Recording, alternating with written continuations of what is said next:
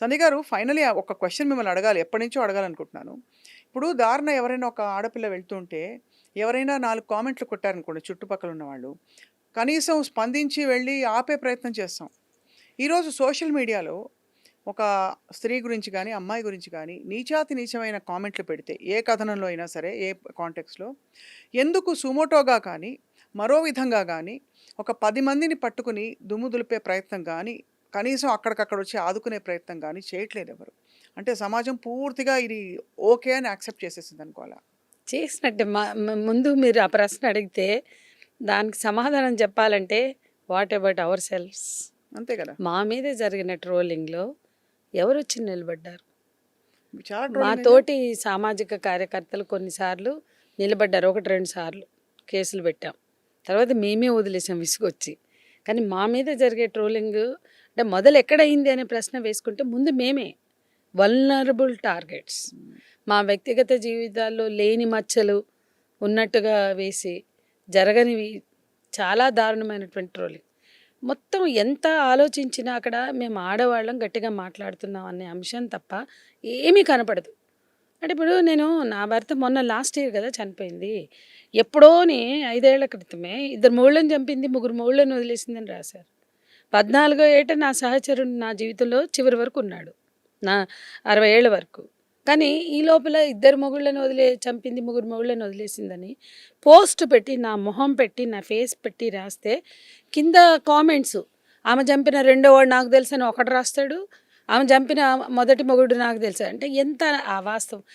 నేను మా ఆయన మాట్లాడుకున్నా, అరే 13వ ఏట నువ్వు నాకు తెలిసే 14వ ఏట ఈ లోపల ఈ మొగుళ్ళని ఎప్పుడు చంపావు, ఈ మొగుళ్ళందరిని ఎప్పుడు వదిలేసావు అని. అంటే అలా మాట్లాడుకుని నవ్వుకున్న స్థితి మాది. అంటే అది ఎంత గాయం చేసేటువంటి పెయిన్ఫుల్ చెప్పండి. సోషల్ మీడియాలో ఫోటోలు పెట్టి అట్లా రాస్తారు. నేను ఉదాహరణకు ఒకటి చెప్పాను అంతే. ఇటువంటి వందల వేల రాతలు మేము ఎదుర్కొన్నాం. మహిళా ఉద్యమంలో పనిచేస్తున్న వాళ్ళం, నేనైనా, దేవి అయినా, సుజాత అయినా, మా అందరి మీద చాలా వచ్చాయి. అవన్నీ వచ్చినప్పుడు ఎవరు నిలబడ్డారు, ఎవరు సుమోటోగా తీసుకుని కేసులు వేశారు? ఇంకెవరు వేయలే. మాకు మేము వేసుకున్నాం. ఓ 2, 3 వేసి మాకు కూడా చికాకు పుట్టి సావని. నాకు ఒకటి అర్థమైంది, నేను బ్రతికున్నంత వరకు, నేను మాట్లాడుతున్నంత వరకు ఇది ఉంటుంది ఈ సమాజం.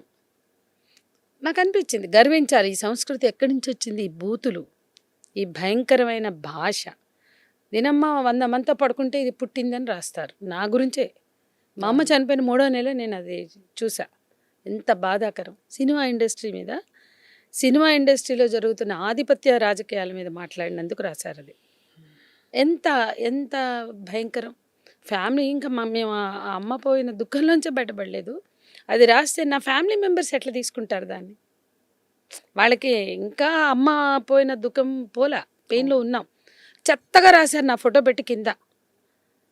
అంటే కుటుంబ సభ్యులు సైతం ఎన్నోసార్లు అఫెండ్ అయ్యి, ఎందుకు చేస్తావు నువ్వు ఇవన్నీ, వదిలేయి, ఎవరికి లేదు కన్సర్న్, మీకెందుకు అన్న టైప్లో మాట్లాడిన సందర్భాలు కూడా ఉన్నాయి. అంటే మా పరిస్థితి ఇలా ఉందంటే యాక్టివిస్టులుగా ఉన్నాం, ఇంక వీళ్ళు ఇంకా వల్నరబుల్ కదా. అంతే కదా! అది నేను అనేది. కాబట్టి మీ ప్రశ్న ఈ సమాజానికి సంధించవలసిన ప్రశ్న. ఇట్లా అంటే వీళ్ళు త్యాగాలు చేస్తారనే వాళ్ళు ఉంటారు. సరే, త్యాగం చేస్తున్నారు, మెచ్చుకోకర్లా మాకు సంబంధించి. సరే, మిగతా వాళ్ళైతే వాళ్ళ పనులు వాళ్ళు చేసుకుంటున్నారు. ఇట్స్ ఎ ప్రొఫెషన్, అది కమర్షియల్ ప్రొఫెషన్ వాళ్ళకి.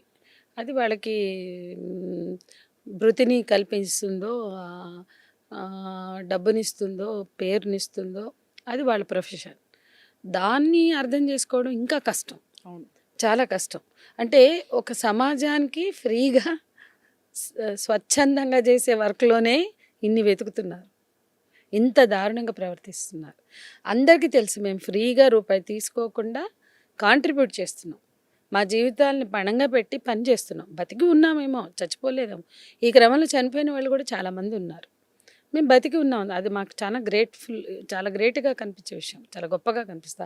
నాకు అప్పుడప్పుడు నేను డబ్బా నేను ఇంకా బతుకున్నా కదా అనుకుంటాను.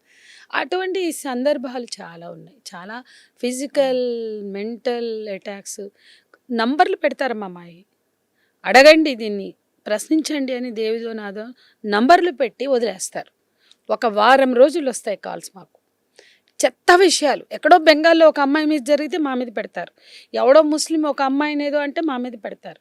మరి రోజు ఇప్పుడు బీజేపీ మహిళ సొంత కూతురు మీద అత్యాచారం చేయించింది. ఎంత దారుణం మరి అండి. అప్పుడు ఎందుకు నేను మాట్లాడలేదు? ఇప్పుడు వరకు నేను మాట్లాడలా. మరి అప్పుడు ఎందుకు నా మీద ట్రోలింగ్ ఉండదు?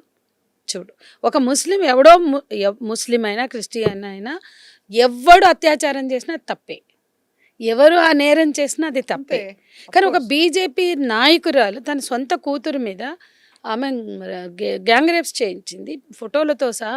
పోలీసు అధికారి డీజీపీయో సమ్ అధికారి డీసీపీయో ప్రెస్ మీట్ పెట్టి మరి దాన్ని నిర్ధారించాడు. నేను అనుకున్నా దీన్ని నేను ఖండించను, ఎవరన్నా నన్ను ప్రశ్నిస్తారంటే ఒక్కళ్ళు కూడా ప్రశ్నించాల. అంటే ట్రోలింగ్ వెనుక రాజకీయాలు ఉంటాయి, ట్రోలింగ్ వెనుక కులం మతం జెండర్ పాలిటిక్స్ అన్నీ ఉంటాయి. ఉంటాయి అనడానికి నేను ఉదాహరణ చెప్తున్నా. ఇది 4 రోజులైంది ఈ బీజేపీ మహిళది. నేను ఖండించలేదు కాబట్టి ఎవరైనా అడుగుతారంటే అడగలేదు అంటే ఇది ఎవరికి ఇష్యూ కాదు. కానీ ఆ ప్లేస్లో ఒక ముస్లిం మెన్ ఉంటే లేదా ఒక ముస్లిం కుటుంబం ఉంటే ఎక్కడ చచ్చావే ఎందుకు మాట్లాడాల అంటారు. అంతే. అంటే ఎంత దారుణంగా మతం అనేది ఇక్కడ చోటు చేసుకుని చూడండి. సో అయితే మొత్తానికి అన్నీ అంటే సోషల్ మీడియా ఈరోజు అండ్ అలాగే సోషల్ మీడియా అంటే కనిపించే సోషల్ మీడియా మాత్రమే, కనిపించని ట్రయల్ ఏదైతే ఉందో, సామాజిక సోషల్ ట్రయల్ ఏదైతే జరుగుతుందో అది అజెండాలతో జరుగుతున్నాయి తప్ప అంటే దీని వెనక హేతుబద్ధంగా కూడా ఆ రాజకీయాలు పనిచేస్తున్నాయి. కులం మతం వర్గం జెండర్ అండ్ పాలిటిక్స్ అంతే. అనేది నేను అందుకని ఇవాళ మీరు సమాజం ఎందుకు స్పందించదు మీరు చివరిగా అడిగారు. ఖచ్చితంగా సమాజం స్పందించాలి. ఈ పని చేసే మనుషుల్ని లేదా మాట్లాడే గొంతుల్ని తొక్కేస్తుంటే చిరిమేస్తుంటే ఎవరూ మాట్లాడకపోతే రేపు ఆ పరిస్థితి మీకే వస్తే అప్పుడు తెలిసి వస్తుంది. ఎవరుంటారు? అదే. ఎవరుంటారు? ఈ అంతే. ప్రశ్న అందరూ వేసుకో.